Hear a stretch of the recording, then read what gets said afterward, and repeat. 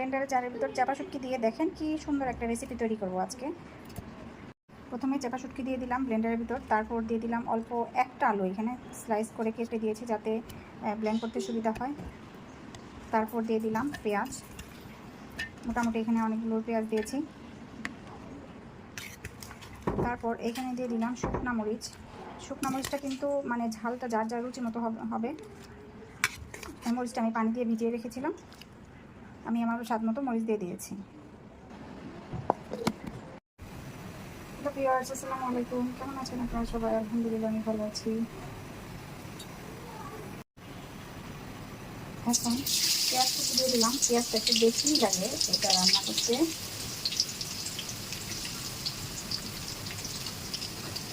পেঁয়াজটা এখন আমি ভেজে নেব।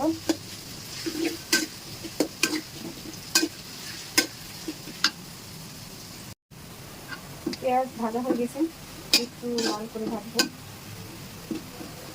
আর এই যে আমি শুটকি, আলু, শুকনা মরিচ, পেঁয়াজ একসঙ্গে ব্লেন্ড করে নিয়েছি। পেঁয়াজ ভাজা হয়ে লাল হয়ে গেছে, এখন আমি এই শুটকিটা দিয়ে দেবো, ব্লেন্ড করা শুটকি।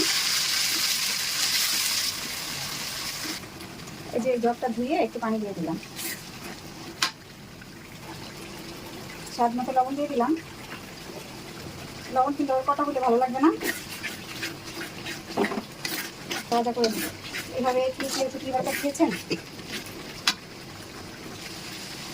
এইভাবে যদি কেউ ভর্তা খেয়ে থাকেন কমেন্ট করে জানাবেন। এই ভর্তাটা খেতে এত টেস্ট হয়, এটা পোলাওর সাথে, খিচুড়ির সাথে, যে কোনো এমনকি গরম ভাতের সাথে, পান্তা ভাতের সাথে এই ভর্তাটা সব কিছু পাওয়া যায়। এত মজা এই ভর্তা, এটা একদম ভাজা ভাজা করে নেব।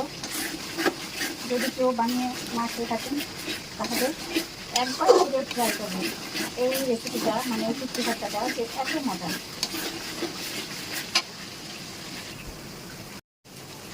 এই ভর্তাটা এখন বানাচ্ছে না, এখন কিন্তু অনেক রাত, প্রায় 11:30 বাজে। আমার একটা গেস্ট আসবে, এর জন্য বানাচ্ছি। এই ভর্তার ঘ্রাণে আমার ছোটো বোন এখন আবার ভাত খাবে। বলছিল সে খাবে না, যে আমি ডায়েটিং আছি, আমি ভাত খাবো না। এখন সে 11:30 বাজে, তার এখন খোলা লেগে গেছে, এখন ভাত খাবে এই ভর্তার ঘ্রাণে।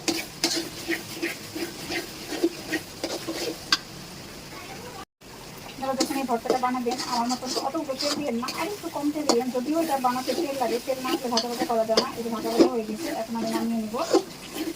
এই যে তেলটা কিন্তু অনেক বেশি দিয়ে ফেলেছিলাম, আর একটু কম দেওয়া উচিত ছিল। এখন কী করবো, এই তেলটা দেখা যায় কী করা যায়, অন্য কোনো তরকারিতে তো যায় না। আবার যদি শুটকি রান্না হয় বা করা হয়, তাহলে হয়তো বা কাজে রাখতে পারে, না ফেলে দিতে হবে, কিছু করার নেই। আর এই ভর্তাটা একবার বানিয়ে খাবে, ওরে কি মজা। আমার ছোটো মেয়ে তো টাকাটাতে কিছু করছে, ও আমার তাড়াতাড়ি আমাকে একটু দিয়ে।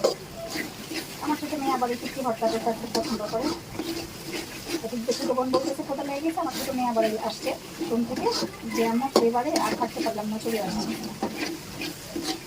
হয়ে গেছে আমার ভর্তা, এখন আমি ভর্তা বানাই নেব। ভর্তা বানানোর পরে এই যে এখন কড়াই মোছা ভাত খাবো। কড়াই মোছা ভাত, কি সুন্দর করে মুছতেছি, মাখাচ্ছি।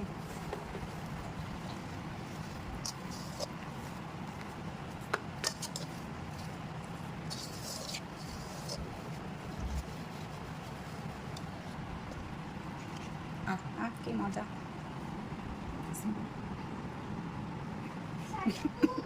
তারপরে ভর্তার মধ্যে যদি দেওয়া হয় একটু লেবু,